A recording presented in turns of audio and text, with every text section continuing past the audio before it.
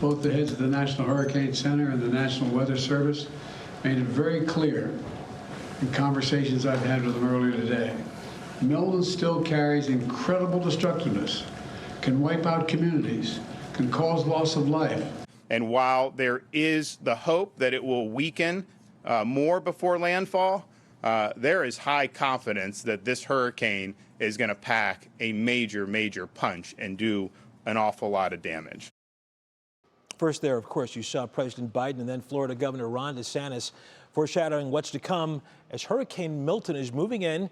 It's expected to make landfall tonight. Right now, the storm has been downgraded to a Category 3, but nonetheless is expected to be brutal. In fact, take a look at what you're seeing there on your screen now from St. Petersburg, Punta Gorda, and Inglewood. This is, we'd say the calm before the storm, but you see it coming in. It is expected to be a catastrophic event. In the meantime, a Parma man is among those hunkering down in Sarasota.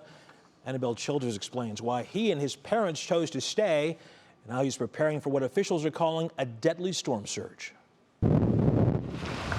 Less than 2 weeks ago, Hurricane Helene hit Florida, claiming the lives of over 200 people across the South. Tonight, Hurricane Milton set to unleash historic devastation and catalyze a storm surge in the Sarasota area of 10 to potentially 15 feet of water. We have no other way of underscoring the severity of that storm surge. Over the last few days, Florida officials urged millions to evacuate, but some choose to stay. So when I got down here, the very first thing I said was, do you guys want to leave?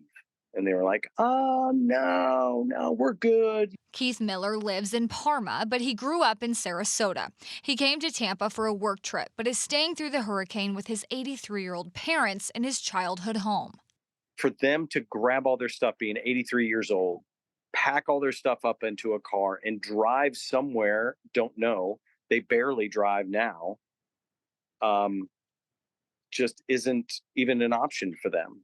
Miller believes the house can withstand the projected conditions, and he says it has a 2-story addition. Now, this is a view of their neighborhood 2 miles inland from the water, and right now there's still water in the backyard following flooding from Helene.